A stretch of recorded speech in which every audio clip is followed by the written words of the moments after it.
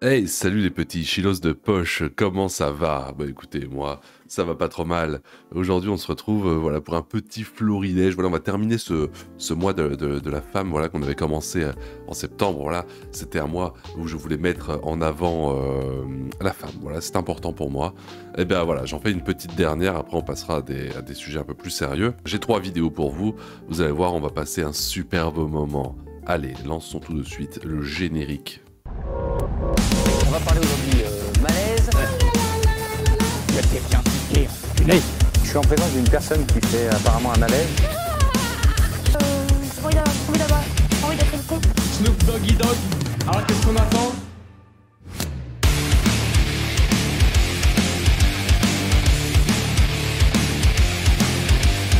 Merci beaucoup. En premier, nous avons donc Chloé, 19 ans, étudiante en sciences sociales et membre de la France Insoumise, qui va nous expliquer comment gérer les finances et les dépenses publiques. Donc voilà, Chloé, explique-nous. Voilà, on rappelle que Chloé, c'est avant tout le prénom de la fille qui a le piercing dans le nez. Mais voyons voir ce qu'elle a à nous dire. Moi, je suis de tous les partis. Salomé Robin, bonjour. Bonsoir. Vous êtes étudiante, Salomé, 19 ans, Exactement. étudiante en sciences sociales. C'est bien je me trompe ça. pas là. Vous êtes membre de la France Insoumise et vous représentez la NUPES. Et que nous, donc, nous voulons investir 250 milliards d'euros parce que si on fait rien, si on n'investit pas, ça coûte plus cher après, enfin, notamment par rapport à l'écologie. Nous voulons faire des dépenses publiques, c'est un peu à la Keynes, quoi. Voilà. Après, ça sera un cercle vertueux parce que je vous Ah, moi j'avais appris ça en cours d'économie. Moi j'étais très keynésien aussi. Je disais aussi quand j'étais jeune, voilà, Keynes, ce qu'il dit, c'est génial, il faut investir à fond. Et comme ça, bah, forcément, ça crée un cercle vertueux. Ouais, je pensais comme ça avant. Mais parce que voilà, quand on est jeune, c'est normal de penser comme ça. Après, est-ce que c'est vrai, est-ce que c'est pas vrai? Je sais pas. Moi je suis pas un économiste, hein. Je sais pas faire grand-chose de ma vie. Vous le savez. vous dis à la fin, au total, il y a 267 milliards d'euros par an qui va ressortir parce Imagination. qu'il y aura une consommation populaire à 53%. Parce que dès qu'on lance, qu'on investit massivement, il y aura un cercle vertueux et on sait que c'est une mesure aussi féministe d'augmenter le salaire à 1500 € net Ah bah si c'est féministe et écologiste à la fois, moi je signe direct. parce que quand même la moitié des femmes gagnent moins que le SMIC et nous, je pense que on est toutes des femmes ici, on serait d'accord quand même pour l'égalité salariale entre les hommes et les femmes et ça c'est possible. L'argent, on sait où il est. Cet argent-là, après, ça va être... C'est vous parce que ces camarades femmes, justement, ont pas l'air de la soutenir. Ça manque un peu de solidarité féminine, tout ça, je dis, mais bon, voilà, après, hein, qui suis-je? un cercle vertueux, comme je vous l'ai dit, que quand on crée de l'emploi, les gens... Mais pourquoi on invite ces gens sur des plateaux télé? Pourquoi moi je suis pas invité? Moi j'ai de l'éloquence, moi je sais parler, je sais m'exprimer. Et elle, regardez, elle sait pas parler, on l'invite et c'est terrible ce qui se passe. Alors merci quoi. Comment on fait pour être invité? Il faut postuler quelque part, faut envoyer un mail, faut faire une demande de stage. Et en augmentant les salaires en même temps, les gens vont consommer un peu plus. Et quand on consomme un peu plus, il y a des recettes et des cotisations qui arrivent en plus dans les caisses de l'État. Et également, après, au final, on ressort avec 267 milliards d'euros par an. Il y aura un surplus. Voilà, c'est pas compliqué. On sait que quand on augmente les salaires et que on veut répartir aussi l'argent qu'il y a dans l'entreprise et que Je tenais le même discours quand j'étais en L2 en soirée et que j'étais bourré. Voilà, c'était à peu près le même niveau. Sauf que moi, on m'a pas invité sur le plateau télé. Bon, bah c'est dommage, parce que j'y serais bien allé. Mais bon, tant pis, on voulait pas de moi. je me suis perdue. Salomé Robin. En tout cas, merci Salomé, vraiment exceptionnel. J'adore, voilà, moi j'adore ce qu'elle dit, j'adore ce qu'elle fait. Je vais la suivre sur les réseaux sociaux. Bref, deuxième vidéo. Donc là, c'est plus la même Chloé. Là, on n'est plus sur la Chloé économiste. On est sur encore une Chloé maladie mentale inventée voilà, pour l'attention. Voilà, c'est que voilà, vous adorez.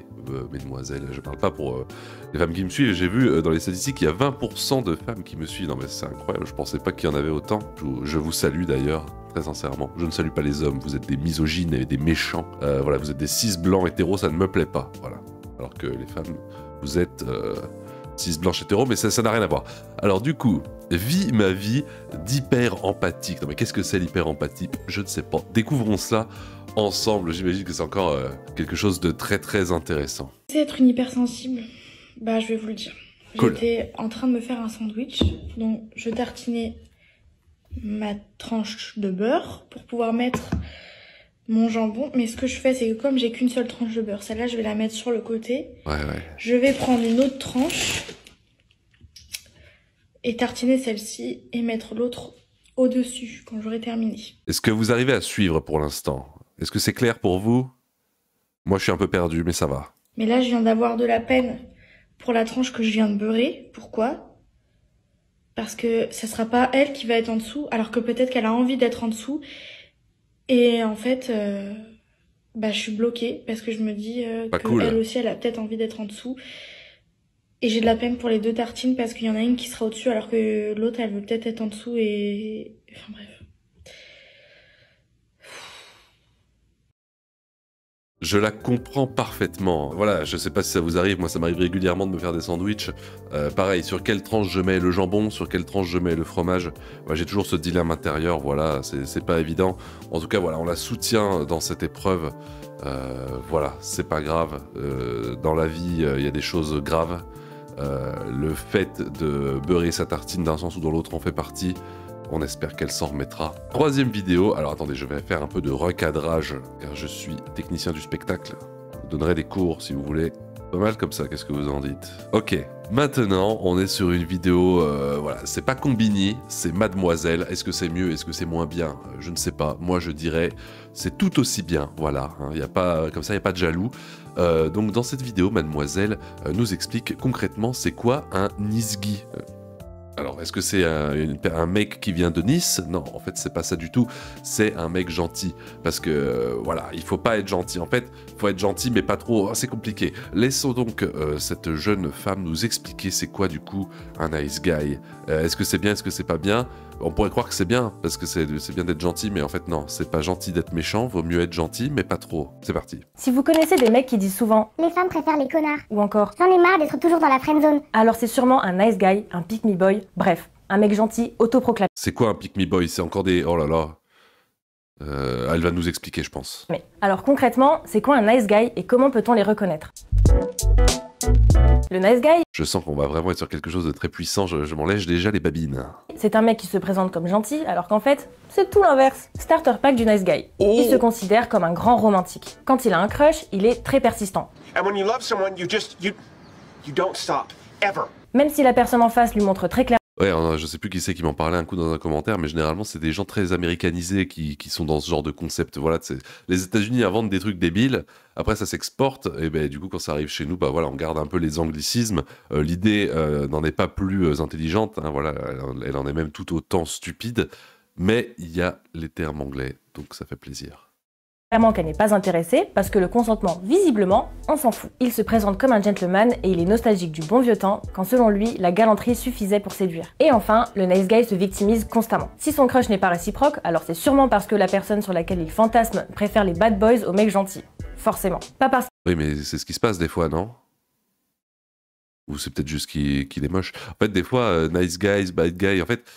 On s'en fout de ça. Ce qui est intéressant, c'est que le mec, si ce soit un BG, quoi. Regardez, moi, je suis un pur BG. C'est cool. qu'il est obsessif, creepy, manipulateur ou qu'il a la personnalité d'un pain au lait. Et si là vous vous dites Non, vraiment, je ne connais pas de nice guy. Laissez-moi vous montrer certains des plus iconiques. Ross dans Friends ou Ted dans How I Met Your Mother, des classiques dans le genre...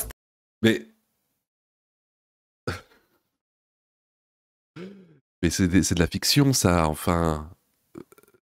nous, on parle de la vraie vie, là, ça n'a rien à voir. Bon, si tu veux. Stalker jaloux. If only I knew her schedule, I could arrange a chance encounter. That's great, Ted. You'll be the most casual stalker ever. Dès le premier épisode, Ross et Ted sont convaincus Non mais déjà Ross, c'est celui qui arrive à choper la meuf la plus fraîche de Friends, donc je sais pas de quoi tu me parles. Voilà, donc si on est dans de l'argumentaire comme ça, moi aussi je peux y aller. Hein. En plus, il a un doctorat en paléontologie, donc c'est pas rien. De toute façon, tout le monde préfère Chandler Bing et il est beaucoup plus drôle. qu'ils ont trouvé leur âme sœur, même si au cours des multiples saisons, cette dernière montre qu'elle n'est pas forcément du même avis. Oh, maybe we should just take a break. Okay, fine, you're right. Ou encore Alex dans Buffy contre les vampires, le geek. Est-ce que tu as des exemples plus concrets? Parce que tes séries, là, c'est très sympathique, mais on est dans le monde réel, là. lambda par excellence, qui, une fois rejeté par Buffy, devient aigri et possessif. Heureusement, si le nice guy a souvent été idéalisé et récompensé par un happy ending, les mentalités évoluent. D'abord avec le film 500 Days of Summer, qui nous montre un protagoniste projetant tous ses fantasmes sur une femme, sans se... Mais c'est encore un film, ça.